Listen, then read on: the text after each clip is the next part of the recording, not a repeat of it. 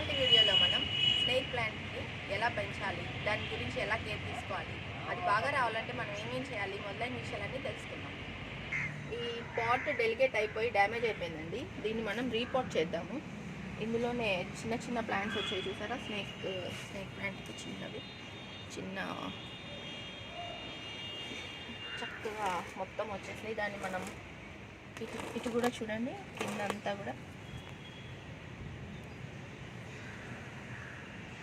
Snake plant ఒక్కసారి పెడితే అది చక్కగా వచ్చేస్తుంది. దాని గురించి స్పెషల్ కేర్ పెద్దగా అవసరం ఉండదు. ఇప్పుడు ఈ కుండీలో ఉన్న పిలకలన్నిటిని కూడా మనం సపరేట్ చేసుకొని మళ్ళీ ఫ్రెష్గా రీప్లాంట్ చేసుకుందాం. ఇప్పుడు మనం స్నేక్ ప్లాంట్ గురించి తెలుసుకుందాం. స్నేక్ ప్లాంట్ చూడడానికి పాములా ఉంటుంది. ఇందులో కూడా వాటర్ కంటెంట్ ఎక్కువ ఉంటుంది. ఇది హీట్ని బాగా అబ్జర్బ్ చేసుకుంటుంది.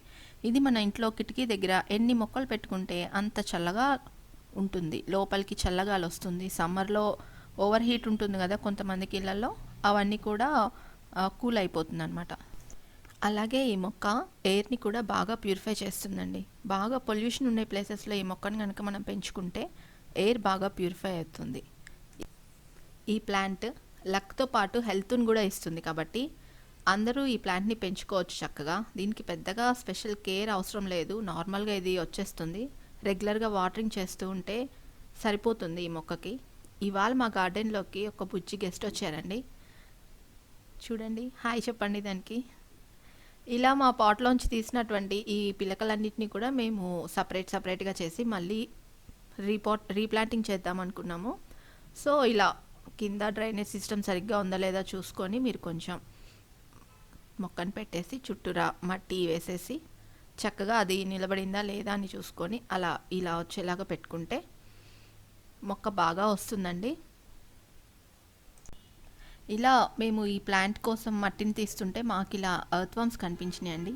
బోల్డ్ ఉన్నాయి, మీకు చూపిద్దామని ఒక రెండింటిని పట్టుకున్నాం మేము. ఇవి ఎకో ఫ్రెండ్లీ, మట్టిని కూడా ఫర్టిలైజ్ చేస్తూ ఉంటాయి అన్నమాట. సో ఇలా మేము ఆ స్నేక్ ప్లాంట్ని 6 పాట్స్లో మేము అరేంజ్ చేసుకున్నాం. సో ఒక ప్లాంట్ నుంచి మేము ఇలా 6 ప్లాంట్స్ చేసామండి, స్నేక్ ప్లాంట్స్.